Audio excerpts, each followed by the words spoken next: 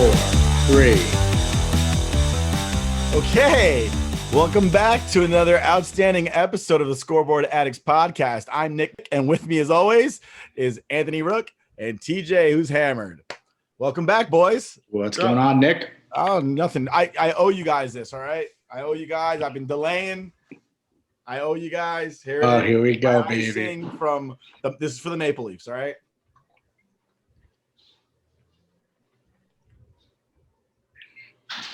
Like a man. There you go. You did a lot faster than I did. You still owes one more, though. I got another one in the fridge behind me. Oh, is that going to be for later? Yeah, I'm going to close the show with that one. Oh, nice. That's good. That's good. But I'll stick with gin. I've got my scotch right here. Cheers. I'm going to get you later, TJ. I actually don't have a drink this time. I'm going to get you this weekend. What a nice, because you owe us. You're Donald. Two more. Oh my God, you're fucking Donald. You show up late to the show, except you don't have a drink. What is that? I also actually would wish that I had a closet to do this in, because then I have if this not was cleaning out the noise. Real friends, you'd be Donald. I'll take Donald that. Faison. Donald Faison's a man, so I'll take that. So let's walk through it. Rook, what's on the agenda for today? Well, I guess first things first, just to give a heads up to everybody, this weekend we are doing our golf trip. So we will be doing some live content. We're going to do closest to the hole in every par 3 that we do. So we have a round on. It's going to be dangerous. No one's going to hit the green, but we're going to do it anyway. Name of the game. That's just terrible. The game. Like, can we call it something else? Closest to the pin. There we go. That's better. That's better. We'll do closest to the pin on every par 3. We have a round on Saturday afternoon, and then a Sunday morning one. And then in between will be an AC, hopefully for Game 7 of my Golden Knights. Hopefully winning money on the Golden Knights coming through. I don't know. I actually don't feel confident in them winning Game 6, but hopefully we'll be there watching Game 7 in AC, but I don't think it's going to happen. This Tampa Bay game's going okay right now. What's the score right now? 2-1 going into the third. For Tampa? Tampa, baby. There you go. I'll just get chippy again. Yeah, well, since we're already talking about the NHL, we might as well just jump into it and start Absolutely. talking about these series. I mean, obviously, Lightning have a chance to advance tonight. Seems like they're obviously up 2-1 in the third. And on the other side of the bracket, you have the Canadians who are just putting it to my Golden Knights. Yes, they are. They look every facet of the game. They just execute perfectly. And the Golden Knights just lost. And there was a really bad turnover. They were down 2-0. They were shorthanded. Mark Stone tried to do too much with the puck. Just went right back into a goal. It was just really bad. A quick turnover into a goal. Yeah, but they didn't get beat. 3-0. They didn't get beat 8-0. So I was actually just going to say that. I was like, they didn't get beat 8-0. There's nothing to complain about there. No.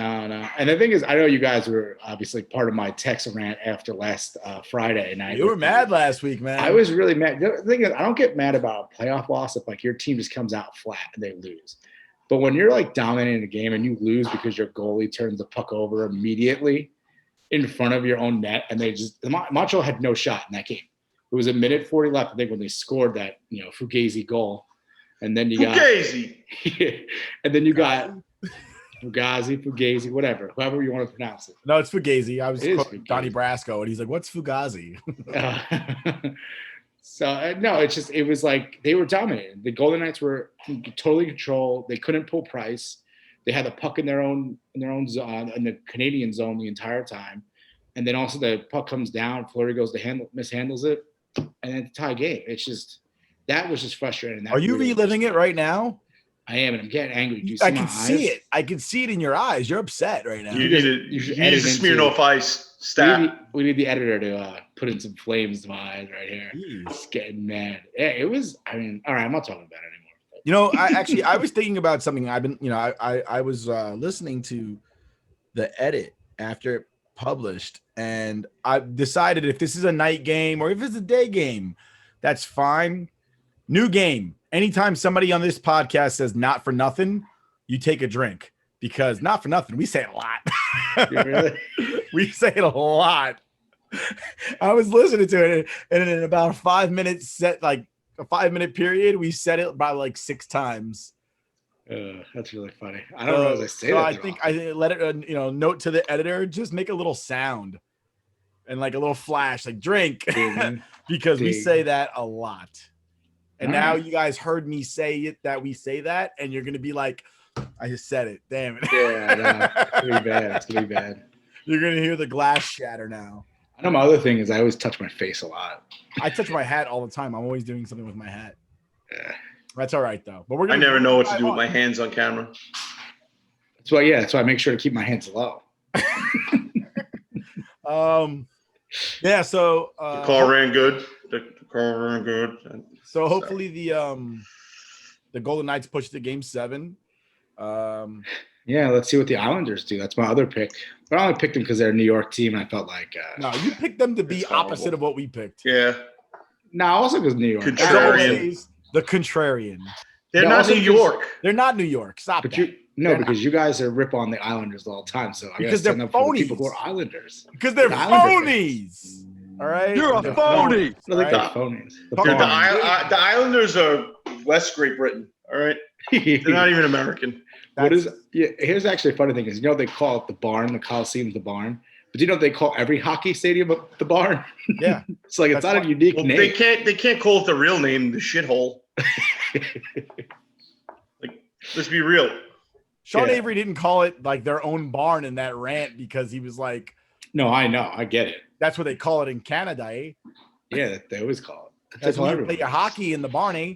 Listen, but the Islanders fans think like calling it the barn is like that. That's the barn. Like the Coliseum's the barn. It's like no, like every hockey stadium's the barn. If you play hockey there, it is a barn. Barn. Matter of fact, baseball players used to call when you used to go to different towns to go play baseball. That's called barnstorming. Like that fun fact.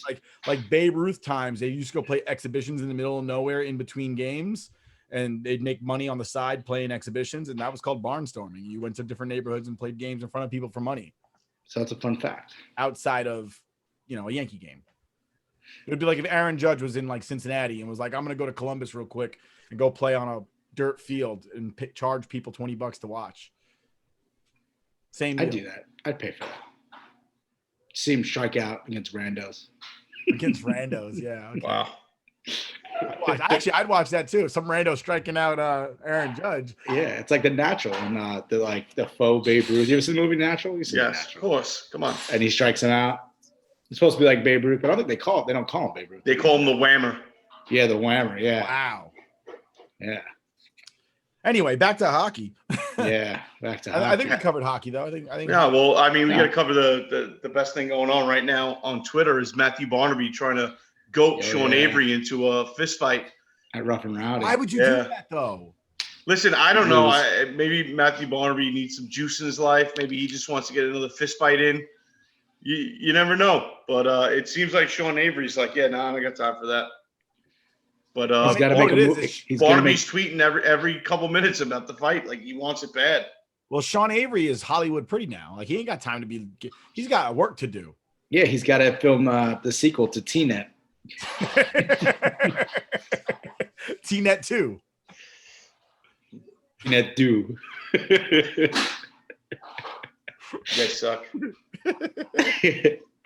Well, one thing too is actually interesting about the Tampa Bay Lightning. You guys know they're $18 million over the cap, but they're allowed to continue because the cap doesn't apply in the playoffs. Nice. Aren't the Islanders over the cap now too at this point? I mean, why wouldn't you be at this point if it doesn't apply? But they added Nikita Kucherov, which is that's why they got the extra $18 million, which is like awesome because Kucherov is a great player. Somebody came off the Islanders injured list and they put them like $5 million over. I saw today. I think it's just insane that they have that rule. There's no like rule against being over the cap in the playoffs, which is like that's where it matters most. Yeah, I guess, but who are you really going to pick up at the end of the year that wasn't already under contract? Yeah, it's not like there's a free agent sitting there and like waiting to be signed. Yeah, I guess because Kucherov was hurt, right? And then he got added. That's the reason why they're $18 million over. And I'll tell you this, that's weird about hockey.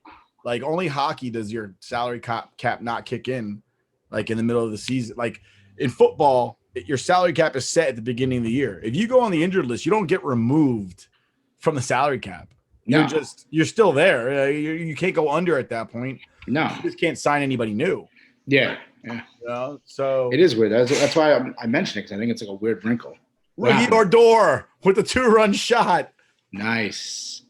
Yanks up 4-3. Let's go. Yeah, Frazier worked a walk, and Rookie Odor hits one deep. Ooh, Frazier, clutch game after yesterday's fiasco. Everyone ripped him apart. Everybody hates him because he's a ginger. Okay, listen, my brother-in-law's a ginger. My nephew's a ginger. They're good people, all right? Everybody hates Clint Frazier because the media told them to hate Clint Frazier. When he came, Susan Waldman was like, he asked for Mickey Mantle's number. That never happened. She's a stupid bitch.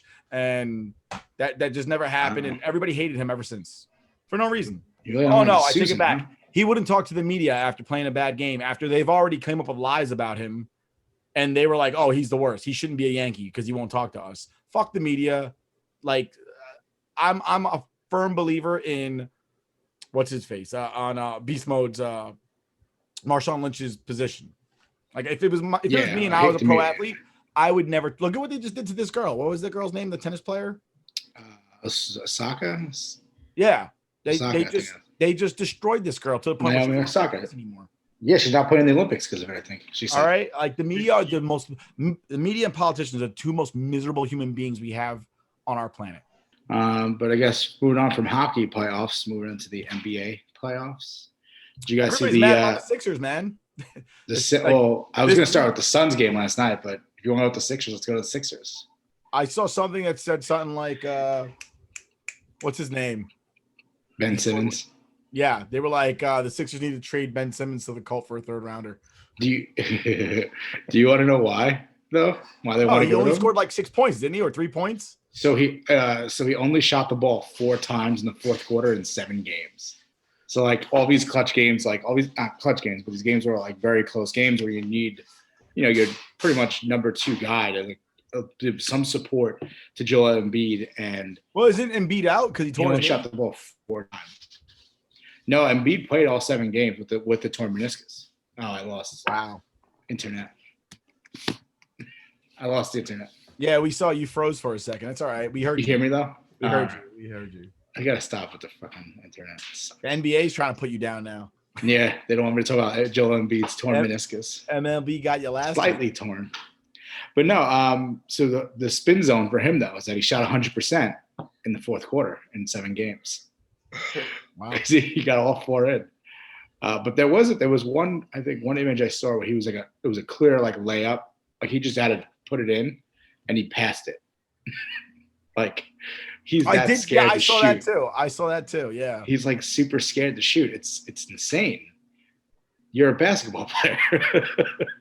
You have one job to do. It's put the ball in the basket. Shoot it. God damn it. The one thing you need to do today. And my other question is, I feel like they've been trusting the process for a little too long now, right? Like, is it time to just abandon that thought to trust the process? I feel like they've been doing it for 10 years. Wait, who's they? The Sixers. Oh. They've always said during all those years they tanked in a row. Right. And they're like, don't worry, trust the process. And they got Joel Embiid, they got Ben Simmons. They eventually made trades to Tobias Harris. They brought in these other role players. They had Seth Curry this year, but it's always been every year trust the process. And I feel like they've been doing trusting the process for a little too long. I think it's time to get rid of that GM. Isn't that that's an old thing, isn't it? Yeah, but it's not the process. It's the fact that the team can't finish. Yeah. No, I'm just saying it, but isn't that like the Brooklyn Dodgers? Wait till next year. At some point next year comes and Rook's face froze just now. Oh, that's great. Cue that up the whole time. His face, I'm gonna use that face for whenever he freezes. I'm just gonna put. He looks perplexed. Am I back? You are. You look perplexed for a little bit. You were like, notice I have to do this in the living room. I was like, I have to do this in the living room next time because the service is better in there. I'm gonna try to freeze my pose so that you think I froze. But then you will never see that because my mic is always moving. Damn it. Damn you technology. You're my foil. Just shut the mic off. That's a lot of work. All right, well, moving on. Did you guys see that Suns game last night? I did not see the Suns game. Negative. First of all, asking me if I saw anything West Coast. that's not going to happen. I'm not staying up till the ass crack of dawn to watch anything. We're working, man. We have to get up in the morning. All right. Well, I didn't watch it either, but I saw the replays of it. And that was an incredible finish. The alley-oop dunk. What'd you say? Nobody tell him. What did I said it? You froze again. Oh, God, this is right as you made your point. You were like, I saw the alley-oop dunk. Sucks. I gotta try to let me see. Move my computer. We need a GoFundMe for Rook's internet. He's still using dial-up, the poor guy. It's so brutal. Anyway, my point was that I actually did not watch the game either, and I watched the replay. Rook logs in, and all you hear is this fucking. His wife picks up the phone. He gets logged off. I get disconnected. All right. Well, anyway, the Suns game had an incredible finish with the alley-oop with like 0.9 seconds left. And then Booker, I forgot what happened. He collided with Patrick Beverley in their head, and he had to back out with like the bomb, like the paper nose, like stopping the blood. But he played the rest of the game. Well, ended the game. It was a good game. So he had a nosebleed, and he was like, "Oh my God, I can't play basketball anymore because he had a nosebleed." He came back on out. He's serious. It would have been over.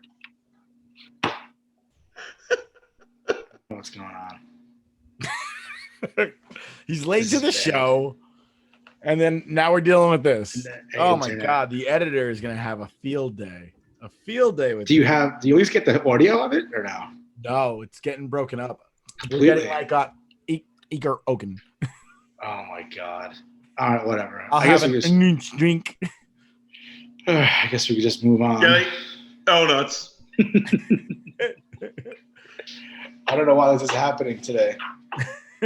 Pay your bill, bro. Of unfortunate events. Stop sharing internet with your neighbors. Yeah, that could be it. Maybe they got into my login. Hey, Rook, did you recognize that I'm also again this week wearing another Deion Sanders jersey? Oh, nice. Yeah, I see that. Last week was Florida State. This week, Atlanta Falcons, baby. Yeah. Throwback, Mitchell and Ness. All right, well, I guess we'll try this NBA thing again. Say that again? Try to do this NBA thing again. Try to talk about it real quick. See if my internet works. But so two big upsets, obviously the 76ers and the Nets both lose. The Nets had an incredible finish too. I think they were like an inch away from winning that game with KD's foot was on the line. I really thought they had it there. I thought they were going to pull it out in overtime, but that overtime period was disgusting. I think they went 1 for 12 as a team. You're not going to win overtime with that kind of shooting threes all the time. But isn't that like the fail with the NFL? The NFL, the NBA right now is that everybody's talking about, oh, these guys are breaking 3-pointer records left and right, but they're also missing 3-pointers all the time. People that have no business shooting threes, that's all they do now. Yeah, everyone shoots a three. Well, the thing is they had into the league and made 3-pointers the new slam dunk. Well, it's analytics because that's like the term in analytics is that even though it's a low percentage, it's worth more points. Yeah, I get that, but I would rather score 100 2-pointers than 10 3-pointers. Yeah, but look at the calls now too. I mean, just catch a piece of somebody as you jump up for a three and get 3 shots on the foul line. Yeah, they actually changed that rule. They actually just made a rule this past week where they pretty much got rid of all like that Trae Young, James Harden type of like when like you go to shoot, you kind of bleed into the guy at the back, or like you back up until a guy. About time. They got rid of all that. You can't do it. Travel? It has to be. It's not a travel, but it's not going to be called the foul anymore.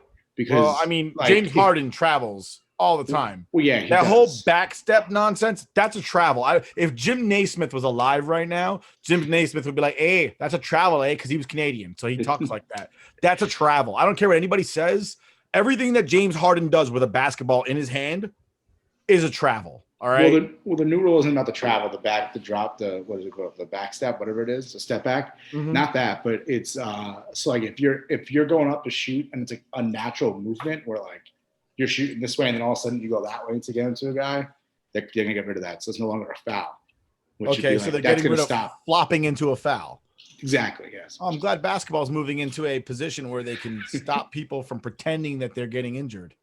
Yes, like LeBron James has something to say about that. Yeah, he's definitely upset about it. But yeah, I mean, considering the Sixers and Nets both being out, the 1 and the 2 seeds in that Nets super team, it's the weird like conference finals. It's the Bucks, Hawks, right, versus the Sun. Well, I mean not versus, but the Suns and versus the Clippers, which is like, when's the last time the Suns were in the conference finals? When was the last time the Clippers were in anything? That too. I guess I don't think of them that far off because like they've been pretty good for the last few years. I feel like Chris Paul definitely took them to. Let's go to the timeout real quick. Pretty good in basketball means what? You made the playoffs? Because over half the league makes the playoffs. No, I would say they've made it to like the second or third round of the playoffs. Like when they had Blake, Chris Paul, like those teams were good. I feel like Chris Paul did take. I don't feel like Blake was on the same team with Chris Paul. Yeah, he was 100%. Lob City, baby. Okay. I haven't seen Blake Griffin be worth anything since I'm assuming he got hit by a car in one of those commercials that he made where he was jumping over a car. No, that was because then he ended up in Detroit, didn't he? And Rook froze. He's gone. Hey, Rook. I froze. I'm back though. You're back. My bad. I'm still frozen. No, you're good now. You're good now. No, he was on the Nets this year. I know he's on the Nets now. I'm just saying is he went to Detroit. He disappeared, went to Detroit. I didn't hear about him until this year when he was on the Nets. Well, yeah, he got hurt in Detroit. He was like at one point he was the face of basketball not the face, but like Duncan and everything, and right near where LeBron and Steph Curry are now. Before Steph Curry got to where he is now, Blake Griffin was up there. Yeah, he was up there. He dated a Kardashian, so you know that's popular. He was. I mean, he was in that conversation with the KDs, with the Steph Currys, with the LeBrons. He was in that conversation, and I remember he signed a big deal, and then he disappeared off the face of the planet Earth and appeared again on the Nets. I didn't even know he was on the Nets until I was like, "Is that Blake Griffin?" Well, the crazy thing about that was the Clippers signed that really, really big deal, and then like they traded him like I think in the halfway through the season, the first season of the big deal. Yeah, if I remember correctly, he must have hurt himself jumping over one of those cars in that commercial. Well, he got hurt in Detroit, and he was out for like an entire year, and then he played in the playoffs for like injured, and then that was pretty much it. And you haven't heard from him. He stopped dunking, so that's what. Well, I mean, dunking would make too much sense. He's like 7 foot, and the rim's only 10 feet high, so like, yeah, it's like the easiest thing you could do. Yeah, it's like bunting. A dunk should be considered a bunt. Listen, half the MLB doesn't know how to bunt, so yeah, that's okay. Apparently, half the NBA doesn't know how to dunk anymore. They're all swinging for the fences, right? 3-pointers. Yeah, so going for home runs. That's the same thing in baseball, though. That's the same thing when analytics comes in. Yeah, like because now the analytics is you hit a ball home, like get the launch angle right. You get a home run, score some runs every time. It's all over the world, right? NFL doesn't run the ball anymore. Right? Mm-hmm. Baseball swinging for the fences, basketball shooting threes left and right. And even in hockey, you're seeing a lot more deep shots from like toward the blue line. And you're like, what the fuck are you taking shots out that far for? Yeah, but that's different because you get the redirection in front, especially how tight the playoffs are and the traffic in front of the net. You always want to shoot from the point. You're seeing a lot more people shooting from far away with nobody in front of the net. I know what you're talking about. Picking up the garbage in front of the net. Okay, listen, I had Coach Orion too. Picking up the garbage in front of the net is always a good thing, but I'm seeing a lot of shots, and not by good teams, with nobody in front of the net. Did you say picking up the garbage because he works sanitation? It's offensive. You offend the TJ again. I can't be offended, dude. First of all, the gender, and then you talk about picking up trash. First of all, picking up the trash in front of the net by Coach Orion is a D3 Mighty Ducks reference. Shame on you, sir. You went moving on to the MLB. Well, let's get. There's a lot to talk about. There's a lot about MLB baseball. Let's talk about that. We're going. I don't think we can use that today. music. I don't even think you can hum it. They're gonna freeze Rook again. Listen, they already canceled the show. I can do whatever I want. They canceled the show. Nick, you get started on this one because I know you're a pitcher. You probably have big feelings about this one. I was a pitcher. Now he's a catcher. You're still a pitcher. Oh, oh my God. That's the score of the game. Maybe hold on. Let's see. It's 4-3 Yanks. With a runner on first and one out. 3-2 on Tampa. Let's see. Strike 3, sit down.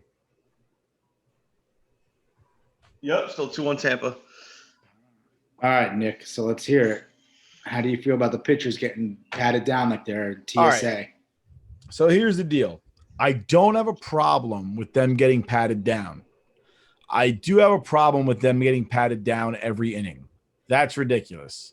It's not like they're going to go out there one inning. First of all, I was watching the Yankee game yesterday, and somebody said it. I want to say Kay said it or Cone said it. And they go, 2 weeks ago when Major League Baseball told them, like, hey, if we catch you cheating, you're getting thrown out of the game and you're getting suspended for 10 games. At that point, you're not going to catch anybody cheating now. It's not going to happen. And the other issue is that spin rate, right, which is the biggest part of all this. Like, everybody thinks that the spin rate stuff is what's really going to cause what's really causing these people to like really not be able to get hit better, right? Yeah. People attribute spin rate to speed. Spin rate is not speed, all right? What spin rate does, just to clarify for everybody, what spin rate does is it keeps the motion of the ball longer. So when I throw a fastball, right? Let's just throw I'm going to throw a little bit of short physics at you. When I throw a fastball, right? The trajectory of a fastball leaves the pitcher's hand and it goes toward the plate and on one plane. And as the ball decelerates, right? Because it loses speed as it travels, it drops. What spin rate does is it prevents the drop, which gives it the appearance that it is rising. It is not rising. If I throw downhill and I let go of the ball and it stays straight off my hand, instead of going in a downward motion and it goes in a straight motion, it appears to me by the angle that it's released that it's rising. It does not rise. It doesn't move. It stays straight because the spin rate keeps the ball up, right? Used to hear about Albert Pujols. When he hit home runs, he would hit down on the ball, which caused a backward spin, which caused the ball to rise up, right? When you throw one this way, the backward spin on the ball continues to keep it in an upward pattern. When it slows down, it goes in a downward pattern. So what happens is a batter's looking at the ball. He anticipates it dropping an inch or two, half an inch, whatever it is, and it's not. And he misses it because, as we know, we played baseball many years, an inch is a difference between fouling off a pitch and striking out, or fouling off a pitch and hitting a home run. That's the difference. You know, you always or just fouling it off to stay alive and miss it completely. Absolutely. An inch makes that much of a difference. It's not going to add miles per hour to your fastball. If you throw 100, then you throw 100. Whether you got a 2,400 RPM spin rate or an 1,100 RPM spin rate. Jacob deGrom does not have an outstanding spin rate. He does not. Still throws 98, 99 miles an hour. Garrett Cole yesterday threw 100 miles an hour. Did not have his best spin rate. Probably had one of his worst spin rates. Said it was the worst since 2017. Right. And he still threw 100 miles an hour. Spin rate has nothing to do with that. Yeah, he still gave up 1 or 2 runs. What it's going to do is it's going to give you a different look on the ball when you throw it. All right? 2-2. Sorry to interrupt. There we go. Islanders, baby. And my biggest problem with the whole patting people down every inning is what happened with Girardi yesterday, which was completely Bush League on Girardi's behalf. And I'm not surprised at all. He's that kind of manager. He's Bush. He's not that intelligent as a manager. I don't have much respect for him as a manager. Didn't have much respect for him as a player. What he did to Scherzer yesterday, Scherzer had a right to be upset. Scherzer got checked twice based on the new rules, which are ridiculous. And then Girardi, because he's getting dominated by one of the most dominant pitchers we've seen in the last 40 years, if not more, he decides, he's got to be cheating. Well, of course he's got to be cheating, right? Because he's beating you. That's the only reason he could beat your sorry, pathetic Phillies team is that he's cheating. It can't be either that or everybody on Sports Talk Radio this morning was trying to say, he's just trying to get in Scherzer's head. You're not going to get in Scherzer's head. He's the best pitcher in baseball. You're just embarrassing yourself. But even if that's the case, that is not the point of the rule. The rule is not a psychological warfare against your opponent. It's supposed to be used in good faith to keep everybody accountable, right? Yeah. So I'm a player. You accuse me of cheating, right? If I'm not cheating, then we let it lie right then and there. If the referees or the umpires, whatever sport you're playing, have deemed it that I'm clean at that point, you are in no position as a manager or a player on another team to sit there and go, I don't care what the umpire said last inning. This inning, he's cheating. What about the previous 2 innings? They're gonna have to make a rule about the managers doing that. And I'm sorry, people will do that forever. I'm sorry. Him challenging Scherzer to a fight.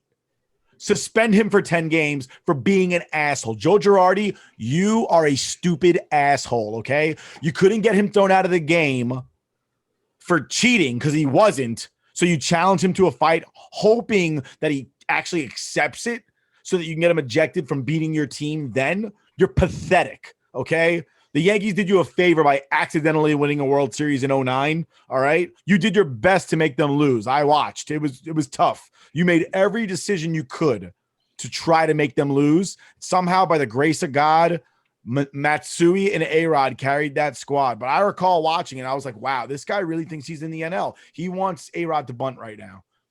Like, I can just tell. He just wants to do it. Girardi is a terrible manager, and I'm glad he threw him out of the game, and MLB honestly needs to suspend him for 10 games because the Phillies might actually win those 10 games. Like, it's ridiculous. And now, the other thing is now pitchers are getting offended, and they should. If I'm an upright guy and somebody accuses me of cheating, why should I be happy about that? I like the Sergio Romo reaction when he was just like, he came up, threw his hat, threw his glove, and unbuckled his pants and lowered them. So did the umpire was like, Garrett Cole. Whoa. Garrett Cole was standing there looking at the ump in the first inning like, no. Oh, okay. I'll go back to the mound. All right. Scherzer took off his pants too. Yeah, he didn't take it off. He stopped them. And everybody Romo got to the thighs. Did you see the thighs? Oh, but we can't have pitchers stripping. Well, then don't accuse people who aren't cheating of cheating. What? And here's my thing is, how would you like it as a batter if every time you went into the box, the umpire was like, let me see your bat and make sure it's not corked? Listen, at some point, some pitcher has to convince their manager, like, listen, I know I'm coming out in the 8th. Get that guy warm, but let me just walk out to the mound with clearly like a Costco-sized tub of Vaseline in my fucking pants. just to be an asshole. It's like, oh, what? What's the problem? And do it against Joe Girardi. Joe Girardi was completely uncalled. Like, that was completely uncalled for. It was unprofessional. And he disgraced the spirit of the rule. The rule is not great in the first place, but he made it 10 times worse. Yeah. And Scherzer was right to stare at him like as a fuck you. Yeah. And because Scherzer's been one of the best players in the game for over the course of the last 20 years. Yeah. I mean, he hasn't been playing that long, I know that, but to sit there and accuse him of cheating, he doesn't need to cheat. Listen, the Mets will be beating them. He'll be saying DeGrom is cheating too. And if there's one thing you don't do, unwritten rules of baseball, whether you agree with it or not, you don't show up a pitcher because you're going to get one of your players hurt. And Joe Girardi's not getting in that batter's box. He's going to get somebody else drilled. Bryce Harper has to, though. Yeah. Bryce Harper has to. So he's going to get somebody else drilled because he's a dick. It was just stupid. It was outright just dumb. Just dumb. I think the rule itself is just like making a mockery of the sport, though. And the pitchers are just making it even worse because they're all just like, the way they're reacting to when they're getting checked. Like, Jacob DeGrom laughed in their faces when they were doing it. Like, I got nothing, man. Like, what do you think you're doing? Like, it's just, right. It's part of the game. It's part of the new rule, whatever. But I think it's just a joke at this point. Well, it's MLB once again, fucking just making a mockery of their own sport. Yeah. And they're overcorrecting stuff. Like, they juiced the balls last year. They deadened the balls this year. And they're still all striking out. So now we have to get rid of the pitchers using sticky substances and the spider tack and stuff. So they just keep trying to add on it to try to add to offense. It's just let the sport be what it is. Like, we've all grew up watching baseball. We all enjoyed it. But it's funny, like, continue to try to forever in baseball, it wasn't the pitcher's hand, the grip that they were worried about. They were worried about you smearing a little something extra on the ball to make it drop a little more, put a little weight on one side of the ball to make it move. Mm-hmm. You know, putting a cut into the ball. Right. Putting a cut into the ball, the old Vaseline ball, putting a substance on the ball. And now they're worried about a pitcher having substance on his hand to give him a little extra grip. We already have rosin, what's the point of rosin? Tack. Yeah. Get an extra grip on the ball. That's it. Because it's a dry sweat. It's to keep moisture off your hands. What's this guy's name? Carl Mays and Ray Chapman. One of those guys is dead. I can't remember which one because he took a fastball to the head. Yeah. I mean, is that what we're looking for now? Yeah. You know, so it's ridiculous. Rob Manfred was bad for baseball, period. And that was the statement Pete Alonso made. He was like, I'd rather them use the sticky stuff because at least I know get in there with a guy throwing 95, 98 miles per hour. I'm not getting hit in the face. The whole damn league throws 100 now. Right. Well, and that's the problem because none of them are pitchers. They just throw the ball fast. That's a fact. That is a fact. When I remember being kids, you think Roger Clemens couldn't throw 100 miles an hour? You think Nolan Ryan couldn't throw 100 miles an hour? They definitely could. They lived at 95. Why?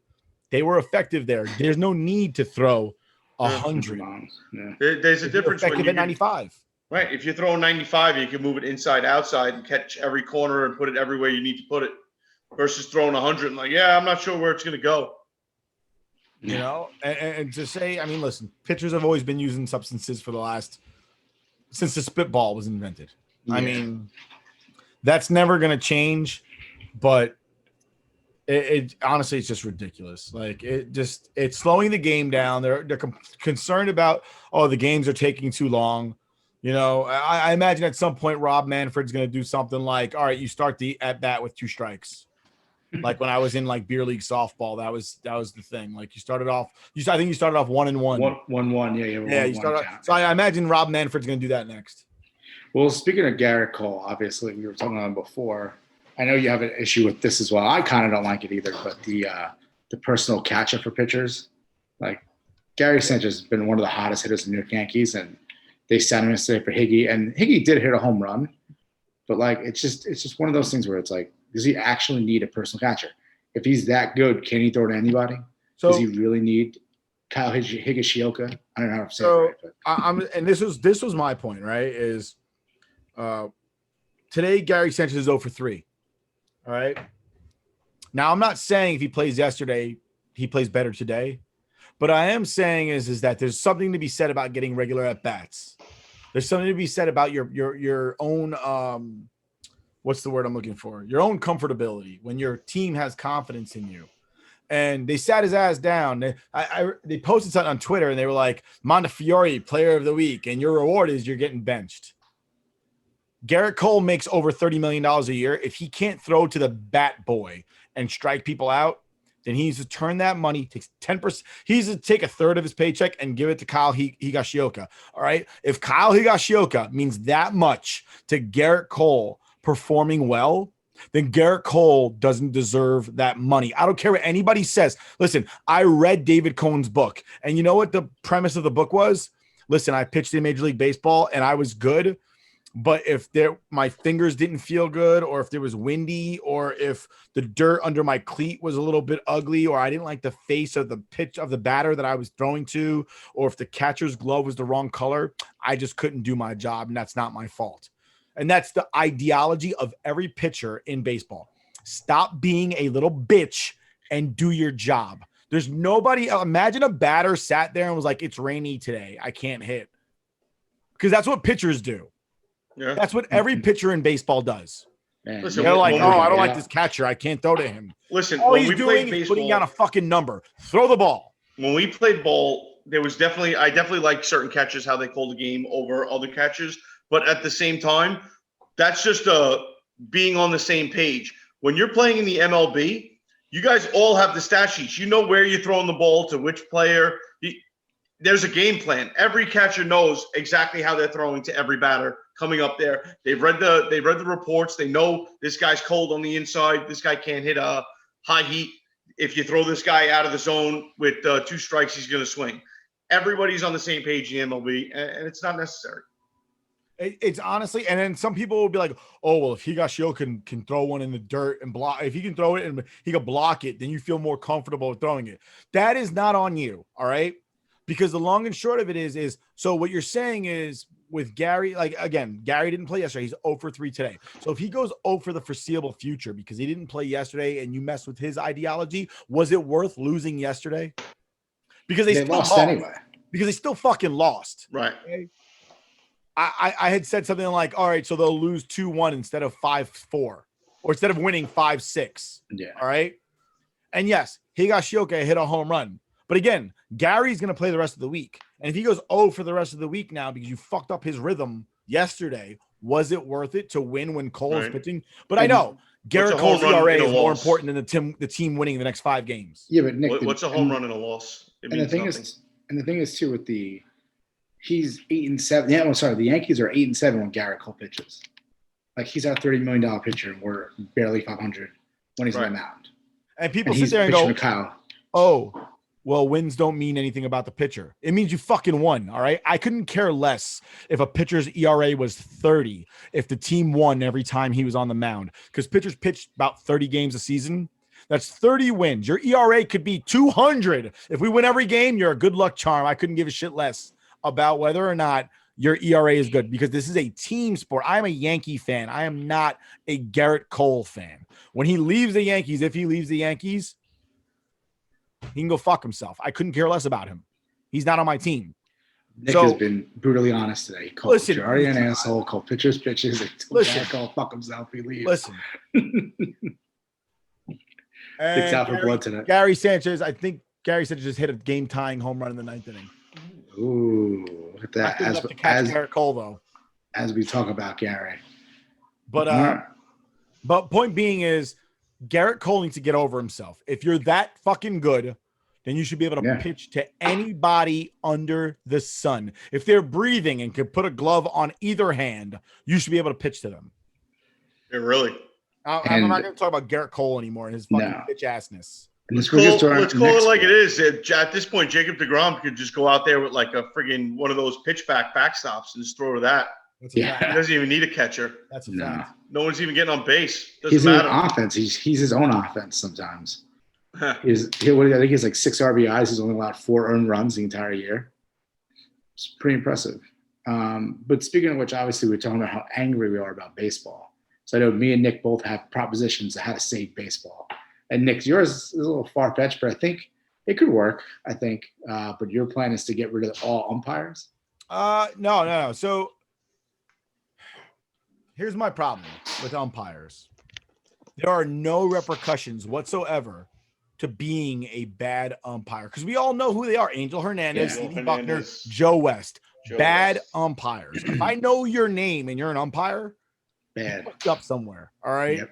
You should never know the umpire's name, ever. You should never know the umpire's name. You know what? I'm ashamed of the MLB for not firing Angel Hernandez after they proved in court there was no any type of bias against Angel Hernandez other than the fact that he sucks.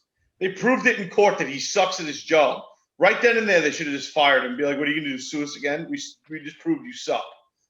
And you're right. You're right. But again, no repercussion whatsoever. Like at this point, I just started sending tweets to MLB like, this is not a strike. What happens to this umpire? The problem is they have a union. They have a union protecting them. Great. So you don't have to do business with the umpires union. Prove to me that the umpires union is actually good at their job, and then we'll sit there and decide whether or not they deserve to be a part of Major League Baseball. I agree. But eventually, I think they are going to move away from umpires because they're not good at their jobs. They're not. And if they're bad at their jobs and they're saying they're the best, then dear God, everybody else must be blind as a fucking bat.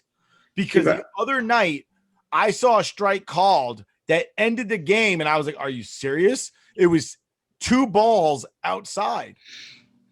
We've seen no hitters, perfect games, get thrown away because an umpire can't make a simple call. And that was the only time, they complain about players not having to stand in front of the media. Like, oh, Clint Frazier didn't talk to the media. Oh, Marshawn Lynch doesn't want to talk to the media because they don't play well. I've only ever seen an umpire stand in front of the media one time and apologize for being shitty at his job. It was at the Galarraga one. What's his name? Yep, that was the Galarraga one. Yeah. Was his name Jim Joyce. Jim Joyce, yeah, Jim Joyce. Right. And I only know Jim Joyce's name because he blew a call in a perfect game. Yeah. What do you think about it? We only named like 3 umpires, They're bad. Yeah, but they still have jobs. Stevie Buckner, Joe West, and Joe West. The only reason I know Joe West, he's not bad at his job. He's got a big mouth, and he instigates arguments and fights with players and managers. Yeah. And umpires are not supposed to be seen in the game other than the fact that they're calling balls and strikes and safe and out or foul ball and fair ball. That's it. They're not supposed to stare down players when they walk back. If I'm a player, and T, you and I play a long time, right? We know a lot of umpires. Yep. If you don't say anything directed at the umpire, they ignore you. So, for instance, you strike out on a ball looking, and you're like, fucking bullshit. If you don't look at the umpire and say you're fucking bullshit, or if you don't say fuck you, or whatever you're going to say to the umpire, they ignore you because out of context, right? You could be talking to yourself like it's fucking bullshit you didn't swing, or that you didn't protect, or that you did, or whatever the case might be. Thinking to yourself. I get that. You know, and umpires will tell you that unless you say you, they'll ignore most of what you have to say. I've been thrown out of a game for saying. Say that again? I've been thrown out of a game. Remember, I got thrown out of that game, the infamous one where I went on a tear and told that guy some choice words and said his wife knew everything I was saying to him was true as well. And that was on a close play at first base. Didn't you challenge the guy to a fight? No, that wasn't that time. Oh, it's only one time? No, but that's when I hit first base and he said, "You're out." And I'm facing the dugout. And I'm like, motherfucker, walking to the dugout, and he threw me out of the game. But that's uncalled for. Because you're not talking to him, you're just exclaiming in the moment. All right. Now, if you pull the Crash Davis and you're like, you're a cocksucker, right? You're getting run. 100%. You can't say that to the umpire. My back was to him. I was halfway to the dugout, and I said "motherfucker" out loud, not to him, to the play itself.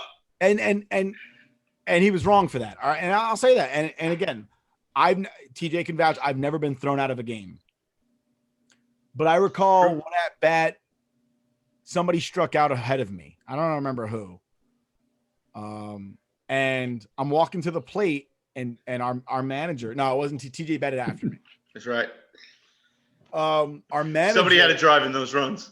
Our manager screamed something at the umpire. I can't recall what he called him, but he called him something. The umpire pulls off his mask and goes, "What was that?" And I look at the umpire and I go, "He was talking to me." He was talking to me, and the umpire was like, "Got it. Okay. I'll put my mask back on." But again, umpires today, you have a problem with any call they make, they immediately want to start a fight with the player, and that is unprofessional. So where is the discipline for them? Yeah, I don't know. Right? Because you see it. You see players walking to the dugout, they're muttering something to themselves, and you'll see umpires pull off their mask, and they'll look at the player and wait for the player to turn around and go, "You got something to say, turn around and say it to my face." That is unprofessional, and they need to be disciplined. They can't do that. That is not a thing. You can't be an umpire. Well, Nick, I think the thing is, I know you're watching the game, but I would say, walk off. Sorry to cut you off. Oh, nice. Walk off. Good win. Who hit that? But I was just Odor with the walk off. Oh, nice. You had the 2-run home run before too. Yeah. But what about just getting rid of the home plate umpire? Because I feel like that's where the most altercations. So that's what's going to happen. They're not going to get rid of the home plate umpire because calls still need to be made at home plate. The home plate umpire will be relegated to calling plays at the plate. Fair balls, foul balls in between first and home, and plays at the plate, and it'll just be electronic balls and strikes over the plate. That's it. It's getting really bad, especially now that every TV network in baseball is putting that little box. The fans can see how bad these guys are. When we were kids, it wasn't an issue. That box wasn't there. No. We all kind of speculated, but there's so many cameras around the stadium. I think when we were kids, they had just gotten the overhead cam where you could see inside and outside, but I don't think they still didn't have the sideways cam where you could see height. Right. But now there's cameras all over the place. I mean, we're seeing as fans how terrible they are at their job. And you know what? Tennis does it already. Yeah. The line judge is not sitting there telling you whether the ball's in or out anymore. The camera tells you. Yeah. I will say this is my proposition to save Major League Baseball. And this is because they tried to, kill their sport. Cheerleaders. Oh, no. No, it's not cheerleaders. Okay. Obviously, the new not overtime rule, but the extra inning rule, they put the guy on second, right? Horrible. There's a horrible new rule. So I saw somebody actually defend that today. They were like, "I love it." I'm like, "You're a loser. Go kill yourself." You're right. I hate it. But in order to, I guess, counteract that, is why don't they just go into like the hockey, like the standings, give the points. like give a point if you get an extra inning loss, because now you put this like stupid extra guy on second, so you get 2 points for a win, 0 for a loss, and 1 for an extra inning loss. Because how many times Yankees lost how many extra inning games already? Yeah, but I think that's the point. That's it should be win or loss. Baseball's always been win or lose. Yeah, there's no ties in baseball, and that's why it's America. Yeah, but I think but you're killing the sport anyway by adding this guy. Just take away the guy.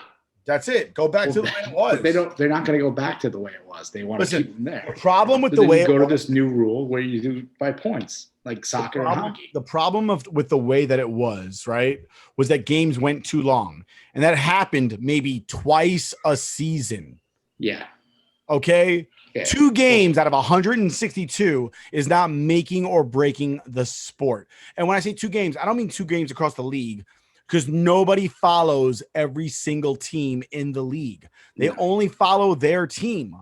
Like, I'm a Yankee fan. I only watch really, I'll watch clips and highlights of other teams, but I'm not sitting here going, oh man, I got to stay up till 1 a.m. to watch this fucking Angels game, to watch fucking nobody play. Anybody that thinks it's honestly the MLB concerned with the length of the game, it has nothing to do with that. It has to do with the fact that a lot of games are on network TV and they go into other shows, and those networks get pissed off and they bitch at the MLB for the fucking time because, oh, listen, we're giving you 3 hours. You can't cut into 3 hours, 45 minutes for this game. That's that. You know what? He's right about that. Yeah. That's all it is. The news ain't happy, but the truth of the matter is, and you know what, T? The truth of the matter is, network television puts baseball on network TV because they hope that you'll continue to watch their channel after the game is over. Yeah, they hope you fall asleep and your shit's still tuned in to the 10 o'clock Guess news. what? I'm still not watching Channel 11 after the Yankee game. Not a chance. Couldn't care less. Listen, once Gilmore Girls ended, it was over for me with Channel 11. I'm sorry. And then my other thing is just make the DH for everyone. There has to be a universal DH. It's not fair That's the other one. to tell. Just getting them fired up now, Rook. Listen, a National League pitcher does not bat in minor league baseball. So now you're going to go through 6 years of minor league baseball, get to the majors, and hey, kid, go get your at-bats against Jacob deGrom. Yeah. What is he going to do? He's going to sit there and go, oh, shit, I haven't seen a fastball in 6 years. Yeah. You know? And honestly, a 99 to 100 mile per hour fastball. And honestly, does any team really want their pitcher exposed in that scenario where – right? Like, I mean, if the easiest thing, you just throw one up and in and hit that guy. Like, if I was a National League team and I just didn't want Jacob deGrom, I would just drill him his first at bat. He wouldn't pitch the rest of the season. Like, that would be it. Like, okay, he's not going to play. I'll just drill him in his hands, break his hand, done. Cohen broke his hand, bunting, broke his hand, like tore a ligament in his hand. Yeah. Like, was it worth it? It's not worth it. You know, I think you just look at it. Let history speak for itself, bro. They made Henry Rowengartner at 12 years old get into the box. It's fucking ridiculous. It's uncalled for. It is like, I couldn't believe they did that. Uncalled for. They make him get in that box. All right, well, he had no strike zone, though. Well, that's why he was the closer. Yeah. He could have been a starter if he played for the White Sox. Just throwing that out there. He could have been. Gardenhoser. He should have went to AL, so he never had a bat. That was the problem. That was a mistake. Got more use out of him. But he threw the floater. He brought the floater back. That's all I know. So MLB, here's what you need. You need to put automatic strike zone, electronic strike zone, like Nick said. We need to go to a table system like in soccer. Add the points up. Oh my God! Don't even bring up soccer. Soccer has killed more people than any other sport. Literally, though. They have riots afterwards. Players get shot for missing shots, and what is the penalty kicks when they miss the penalty kicks at the end of the shootout? I don't know. Oh my God! Yeah, the team loses. Was that? No, what was it? The what's it called? Who was the drug cartel down in Colombia? Pablo Escobar. Pablo Escobar literally had one of the guys shot because they lost the game, a national team game. Well, he was the one that he hit the own goal. Yeah, he put it in his own net or some shit like that. Yeah, and he had him killed. Yeah. No. That's soccer. I was saying that after a team loses the World Cup, their country goes into a depression. Oh yeah. You guys know that? The guy, like, after a Yeah. team loses the World Cup, other than America, because fuck soccer, their country goes into a depression. Or fans, like in Brazil, their fans will literally throw themselves off of the stadium. I mean, they have nothing else going for themselves. That's true. Although I've seen Brazilian women, and if they are in fact women, they definitely have stuff going for them. Yeah. Questionability there, but well, talking about the New York Yankees a lot so far, but they actually had a good week last week. They were 5-1. They swept the Blue Jays, took 2 from the A's, who are one of the best teams in the AL right now. Then they had that ugly loss yesterday with the Royals. Obviously, Nick went over that before with the, Gary Sanchez sitting, Garrett Cole just not winning games right now. And he's, 8-7? And the Yankees are 8-7, not his actual record, but the Yankees have only won 8 games when he pitches. And then today they had a walk-off. They came back again. So, I mean, and Gary Sanchez is the one that ties up the game in the 9th inning. Yeah. And who's the starter today? Who was that? I forgot. It was Michael King. Michael King, right? All right. Well, he pitched. I mean, he gives up a lot of 4 2/3, 2 runs. He's the new James Paxton, because James Paxton used to always give up runs in the first inning. Michael King, I saw a stat, it was 8 runs in 5 starts the first inning. So 8 first inning runs in 5 starts. So his ERA is like balloon when it comes to the first inning, but then like everything else, he's pretty solid. So he's a James Paxton now. The only difference is he's not getting paid like James Paxton, and he's not supposed to be a starter. That's true. That's true too. But he took that space. But yeah, obviously, I think we pretty much touched the Yankees throughout this, talking about baseball and everything. But another crazy thing was the Mets lost 4 pitchers in the span of like a day between the 21st and 22nd. They lost Stroman with a hip, which actually his MRI came back today, and he's actually fine. But it was a scary moment there when he went down. You had Familia, he went down. Was it Gesellman? Is that how you pronounce it? Gesellman. And Lucchesi. It's and then Lucchesi. Yeah, it's a soft. I can't pronounce soft G's, obviously. And then Lucchesi went down. So they lost. I just feel like the Mets have just been having all this injury bug sticking around all year long. And I mean, it's just they're in first place, but I would think they would actually be further in first place if they actually didn't have as many injuries as they currently have. And I think they're getting back a couple people. I think Nimmo's coming back, and I think Conforto's close too. So they're back. I think Conforto's back. Oh, he is back already. Yeah, I think so. I think they announced him today. I think Nimmo's the next one coming back too, which is get Nimmo's back in there. And it's going to be one of those situations like a couple of years ago with the Yankees where they fired their trainer because everybody was on the disabled list all the time. Yeah, that's gonna be them. Listen, it's like Lou Piniella said it a while back. These guys work out all day long. Baseball's not football. Yeah. If baseball played once a week, they could do that. Yeah. They could work out all year, every day, it wouldn't matter. Baseball is not football. They cannot work out every single day like they're doing. Lou Piniella said it. He goes, listen, on the off season, I sat around, drank beers, and in season, I played baseball. He goes, I didn't work out all year, and I was on the disabled list for like 15 days my entire career. And he played like 16 years Major League Baseball. And then you got somebody like Stanton and Judge who are in the gym every single day, and they're on the disabled list every other week. Mm-hmm. You can't do it. You can't. My question is, since you mentioned it, Judge and Stanton, obviously the Yankees were in that bad stretch they had. People were talking about trading one, well, not trading one of them, but trading Judge. No, I wouldn't trade Judge. He's controllable. Why would I trade Judge? Judge is the face of your team, and he's cheap, and he got his teeth fixed. He's beautiful. All right. I guess because they're saying Stanton and him are the same exact player. If I could, I'd get rid of Stanton. Righties.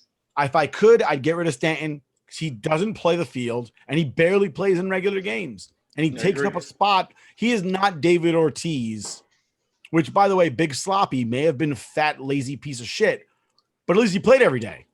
He did. All right. So, I mean, Stanton can keep hitting the gym all he wants. The more he hits the gym, the more he's going to see the disabled list. And they boasted and they bragged about it before the season started. Stanton's come back in greater shape than he's ever been. And he's so jacked and yada, yada, yada, yada, yada. I don't care. Babe Ruth was a fat piece of shit. He had 714 home runs. You know why? He played most days. And he drank beer and ate hot dogs. And he played, but he played. He did play. He did play all the time. In a dead ball. It is frustrating with Stanton when he does sit because it's like, dude, you don't play the field. Like, why do you need a day off? You swing the bat. That's it. That's all you do. You just go up and swing the bat 4 times. The Islanders just won in OT. Quite often. Islanders just won in overtime. Islanders just won in overtime, and these trash bag Islander fans are literally just chucking shit onto the ice. Dude, I've never seen more Bud Light cans in my life. It's the last game at the Coliseum at the barn. Yeah, you might as well trash the shithole, I guess. But goddamn, I just want to say, trash bag Islanders. They're literally in center ice, raising their sticks, copying the fucking salute to the crowd by the Rangers. Okay, embarrassing. But they're in center ice, and they're just raining empty beer cans down on them. It's like, what the fuck is that? Who scored the game winner? It was. Hold on a second.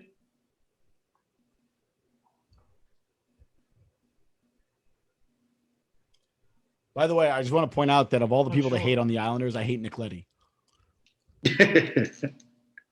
No. Because every time I watch a Rangers game, they're like, Nick Leddy with the ball. And I'm like, his last name is just Leddy. We don't give him the courtesy of calling him by his first name. He doesn't play for our fucking team. Fuck that guy.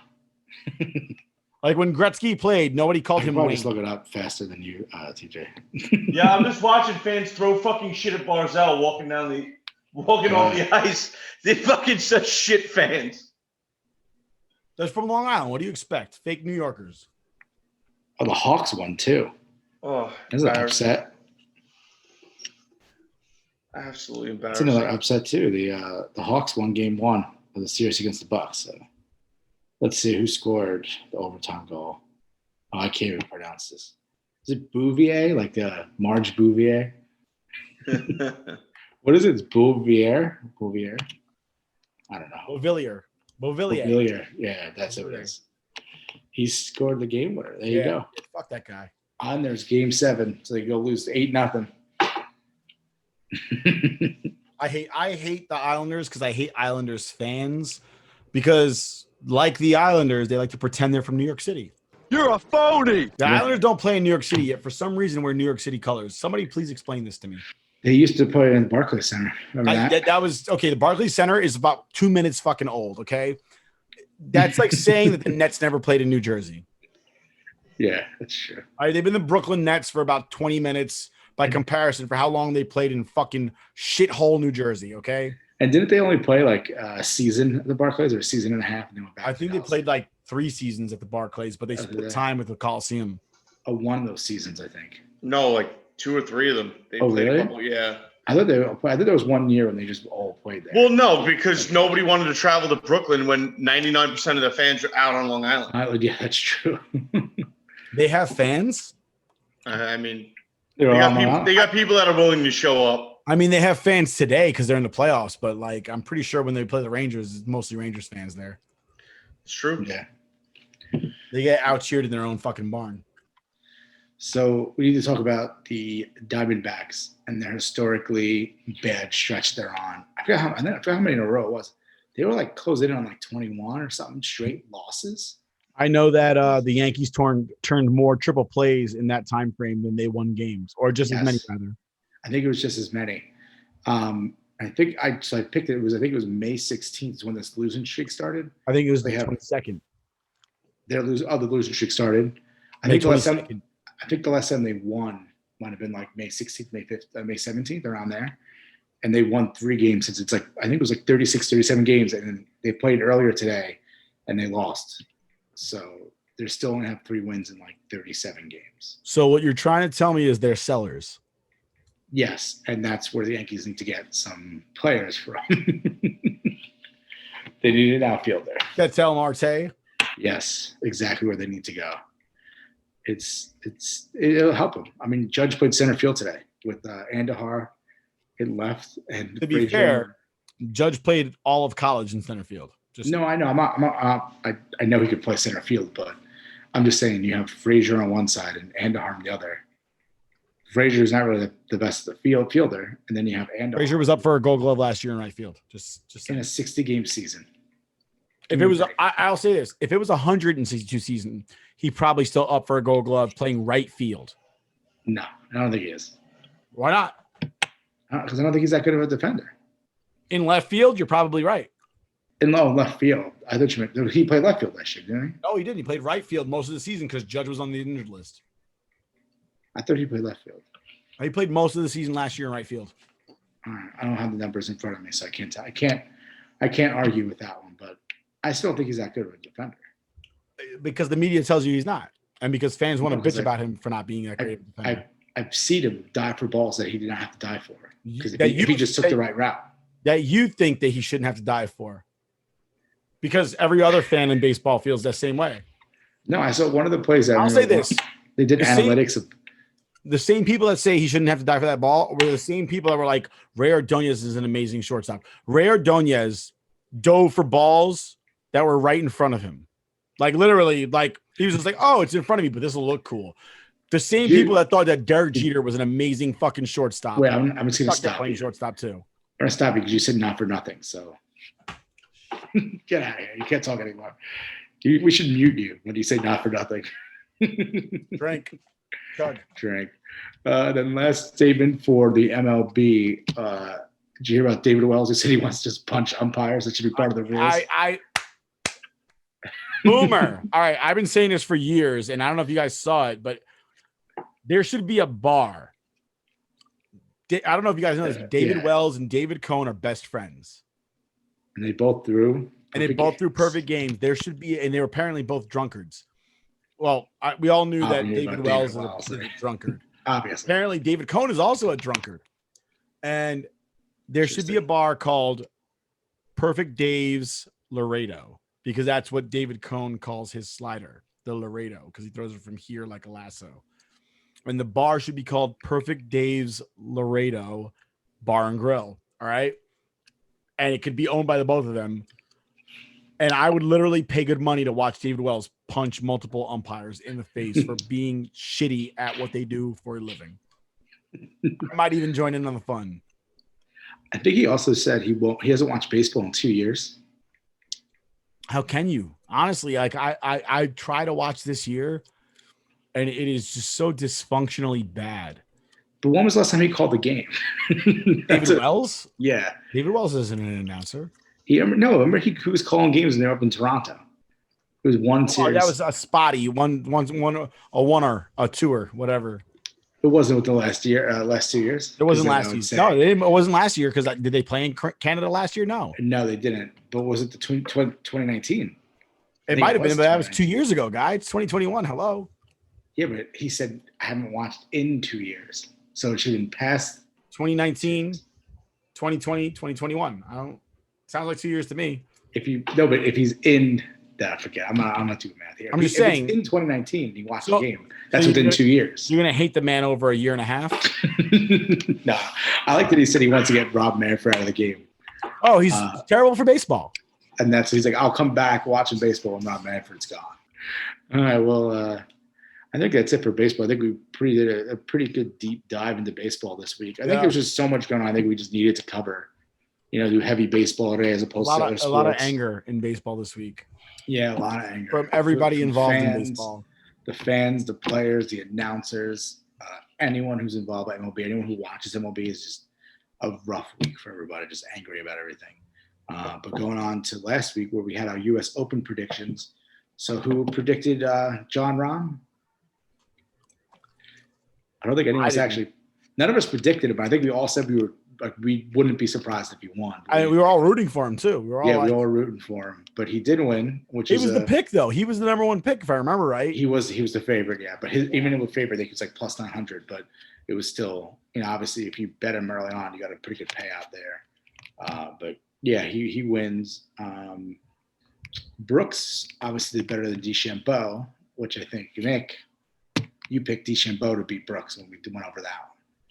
No, I picked Schauffele to win. No, but we did who performed better. I didn't pick Brooks because fuck Brooks, but but DeChambeau melted and he had a meltdown on Sunday. It was just one thing after the other just went bad for him. Happens. And then I think Sheffield was there. Finau didn't make the cut. Shoffley? So what did I say? Sheffield? Yeah, I don't know why. Not everybody's Italian, guy. Shoffley. Yeah, everyone's Italian in my eyes. Finau didn't even make the cut. So yeah, and Phil did terribly as well. He finished like 60 or something like that. Yeah. And there was one point where Rory was actually there's a lot of guys. Rory was up there. He was up there, and then everyone just kind of fell apart. Dude, Bryson made a push and then fell off hard. Yeah, that's what we were just talking about while you were texting. You rude motherfucker. I was just actually checking Twitter, and thank God the hockey gods and the people that watch hockey are just lambasting the Islander fans. They're like, who the fuck throws garbage at their own team after they win? An overtime game. Low class people from Long Island. Dude, it's like, even Islander fans are like, seriously, this is why everybody hates us. I was enjoying it. These are why those three guys in that podcast are ripping us apart right now. Yeah. Watching it live. Dude, there was at least a good fucking $4.85 on that ice when it all was said and done. Yeah, definitely. We were just going over golf, TJ, as you were tweeting about the Islanders. So it says the Islanders win. No one, literally no one. And it's the scene from freaking ECW where everybody starts throwing chairs into the ring. Oh, that's pretty good. That's awesome. Sorry, yes, I missed that. But yeah, there was a couple late rips. I mean, listen, our picks looked real good for 2 days, and then I don't know what happened. Except Finau. Right. He was bad. He didn't make the cut, but I think I picked Rory, Finau. I can't remember who my third pick was, but Fleetwood, wasn't it? No, he was my long shot, which he was doing good the first day. Oh, we had Koepka. Oh, we both had Koepka, and Koepka was up there too. For 2 days, he was up there. Yeah. So and then he fizzled out. And I mean, listen, that's what the U.S. Open is. The U.S. Open is who can hang out under par the longest. Yeah, and what did we say? We were talking about. We were saying it was gonna be 8 or 9 under to win it. I said at most. Under? Yeah, 5 under won it. It was bad. It was a tough course. The course wins. This U.S. Open. Let's put it this way: if we had to play that course, we'd be shooting plus 200. You haven't shot that course?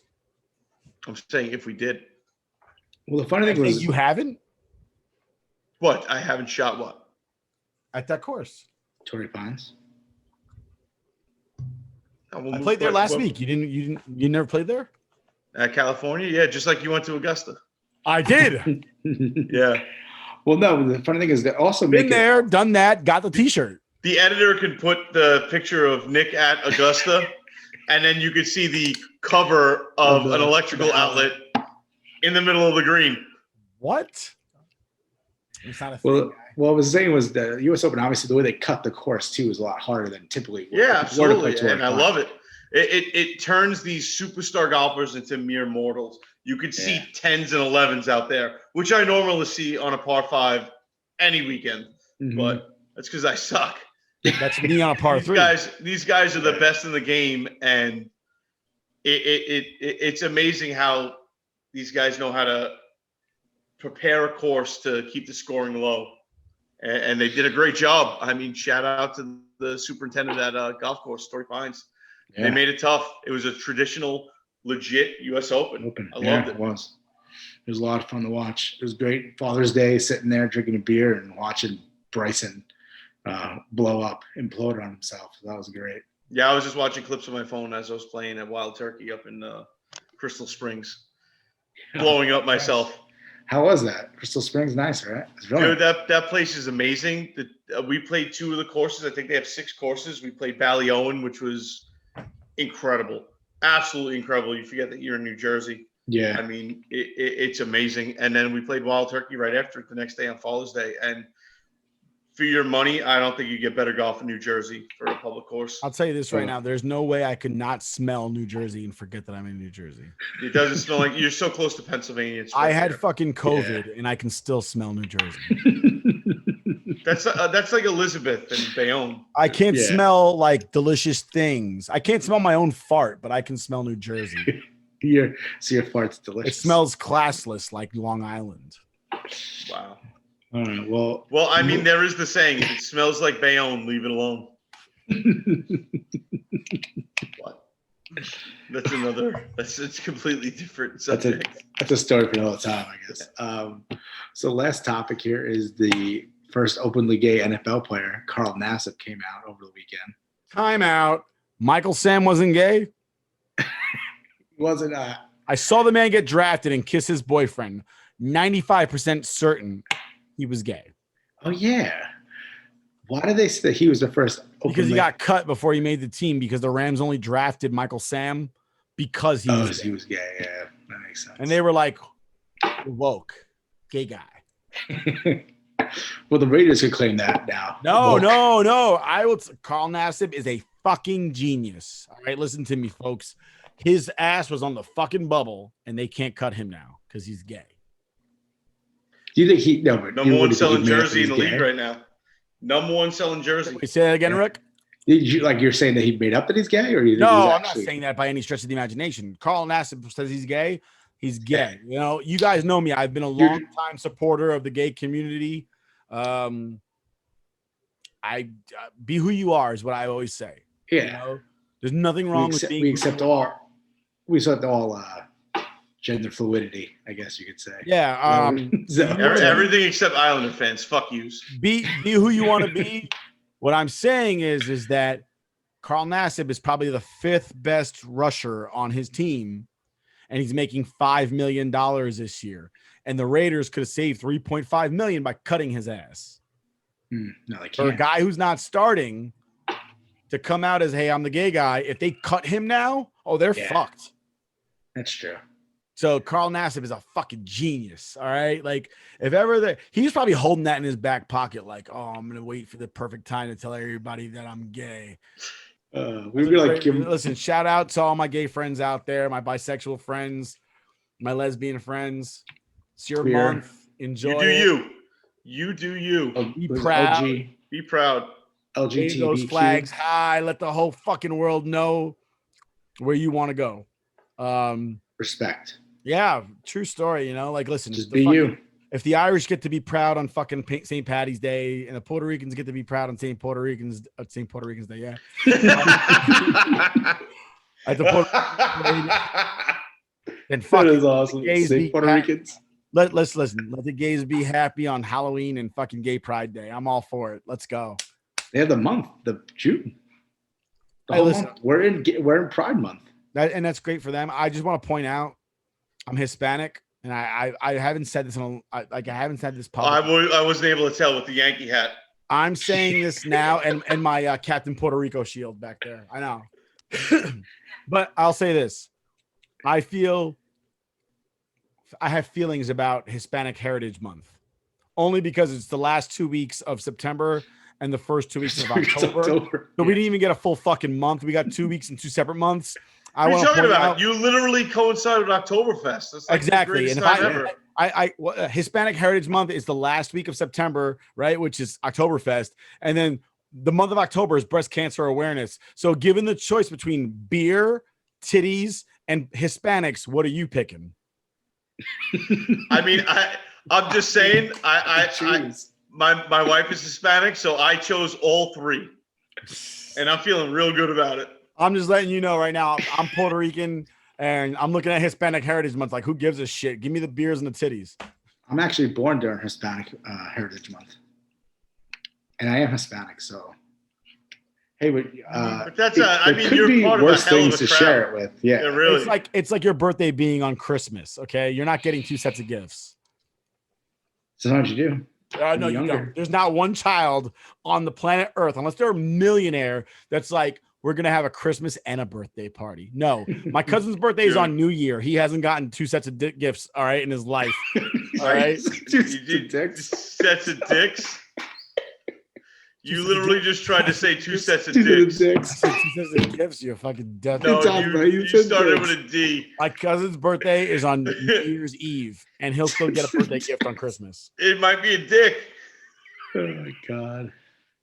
That was a good slip up. That was a Freudian slip, sir. Wow. Gum. It was the gum.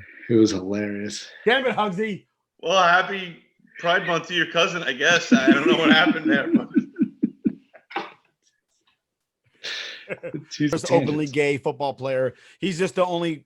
He's the first openly gay player on an open, like on a 53-man roster. I got you. Because Michael Sam got cut before the season started because he didn't deserve to get drafted in the first place. I'm not saying it's not, an accomplishment to come out openly gay, and obviously NFL is one of those manly man, rough sports. All sports are like that, though. Right, but I'm just saying, tough locker room, big locker room. You don't want to feel weird in front of your teammates. But are we still at the point where it's like, a crazy stretch to think in any room of that many guys that people might not be gay? I mean, I don't think so. That's what I mean. We're not in a world anymore where anybody in the locker room can be okay with not being okay. Yeah. Like, there's nobody in that locker room that can come out and be like, I don't want to work with that guy anymore. Because that guy, he will get ostracized from the NFL.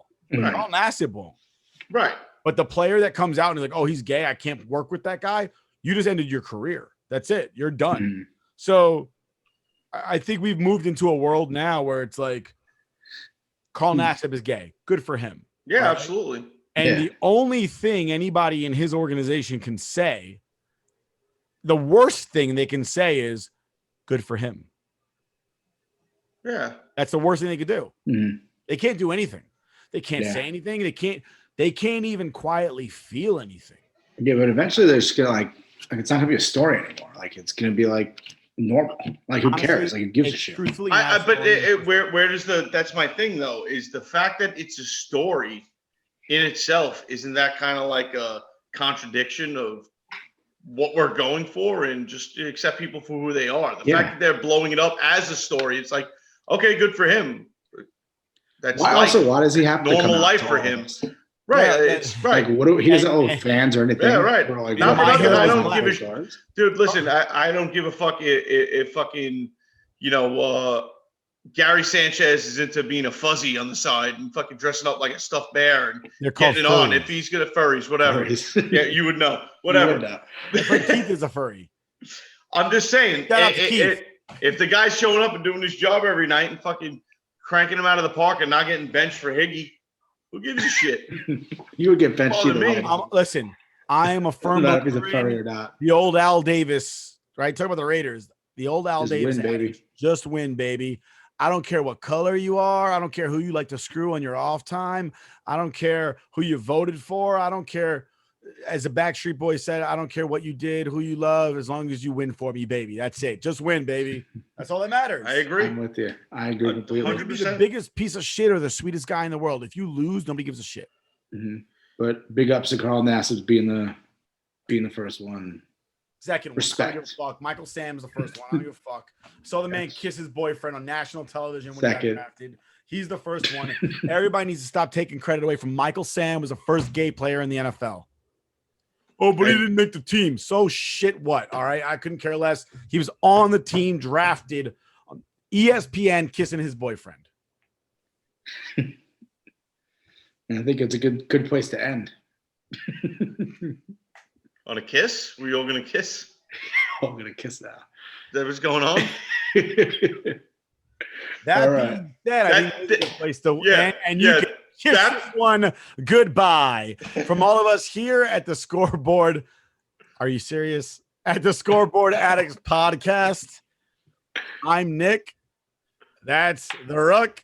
TJ is hammered. Please like and subscribe and follow us on all forms of media, YouTube, Instagram, Twitter, and now we are on Joe Sokoa Media. Yeah. All right. Follow us on there. Download the app. We are on there as far as audio is concerned. All right. Yes. So follow us on Joe Sokoa Media on your Android and iPhone devices. And then you just search Sokoa Media, and then it'll come up on Android and Apple, and then you can listen to the audio of the podcast. SOCCOA You're Media. gonna put it down here now. Yeah, it'll be down there somewhere. Yeah. Here, there. Well, TJ, you have to go to The point to the sides. Yeah. One of those spots. It'll be there. All right. It'll be there. Like and subscribe. Follow us on those media channels. We'll see you next time. Thanks a lot for staying with us. Later, guys. Later, boys. Stay rock.